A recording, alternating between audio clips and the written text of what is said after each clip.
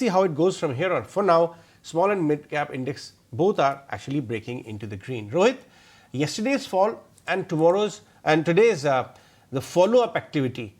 How do you read in it? Yeah, I think this is part of just minor correction in what is a bigger trend in favor of mid and small caps. And you have to view it from both the short-term time horizon and the long-term time horizon. The short term, definitely you had indicators like the RSI, hitting overbought. But what that usually means is you get a one-day knee-jerk reaction, maximum 2 days, and then that's it. Because then it takes only 2 days for the RSI to come off from something like an 85, 87, which is an extremely overbought state, to something like a 65, 66, or even 60, which we have already seen yesterday and are further seeing today.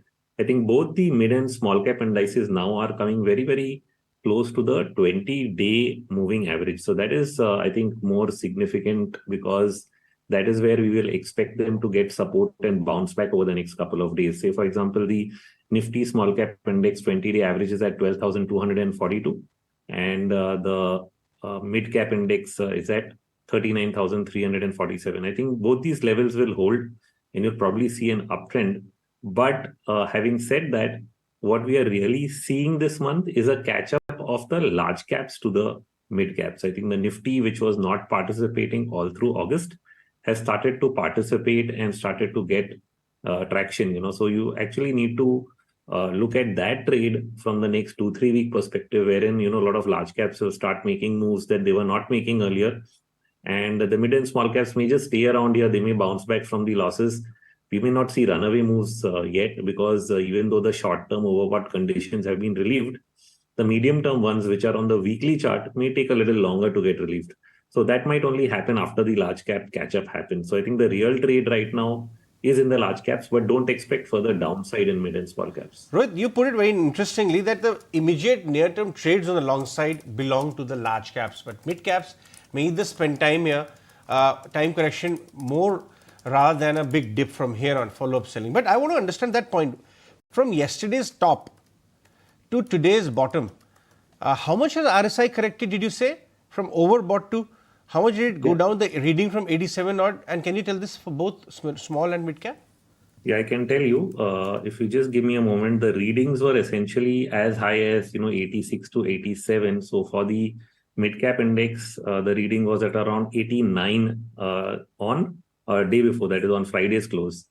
Not Friday, I mean day before's close. Yesterday's closing, it has come back to 63. And right now, live, it is trading at 60. For the small cap index, the similar thing would be day before, it would have been at 87.98. Yesterday's close, it's down to 59. And right now, also, it is at around 59. That's very helpful, Rohit. Now tell us, what are your preference on long trades as far as large caps are concerned? Will it be Reliance or some banking names or IT? It'll be definitely a mix of all of those, including the defensive, pharma FMCG, which should join in. We are seeing that momentum. So if I simply go by the scans, which we do on the Strike analytics platform, I just did a Dow theory trend scan, which is basically looking for stocks making higher highs and higher lows today, if they stay where they are right now. And apparently, most of them are, pharma stocks. So you have an Alchem, Granules, Lalpath Lab, and a Zydus showing up on my screen right now, all of which are showing a higher high, higher low pattern over the last couple of days.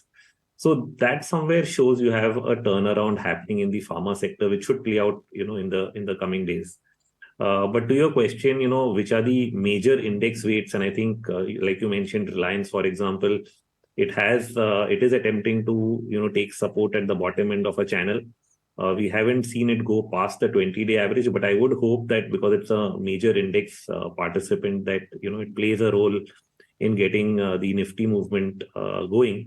And then, of course, you have banking. The bank Nifty itself has seen a steep correction, steeper than the Nifty itself. And I think we are beginning to see private banks get some momentum here. And you can see that in the likes of, for example, Axis Bank. And I think that should also support the movement of the broad market. I mean, of the large caps, that is. We talked about the private banks. So, is the preference now tilting to private banks versus public sector banks? Because today, public sector index, banking index is also doing quite well. So no, we should not say that, you'll see, the public sector banks become unfavorable. I don't think that is the case. But somewhere the private sector banks did go through a slightly deeper correction than the PSU banks in the last, month and a half. And I think that part is done. You're beginning to see them pick up. And so, who are looking at that interest, you actually get private banks, moving higher from here. So that's the change.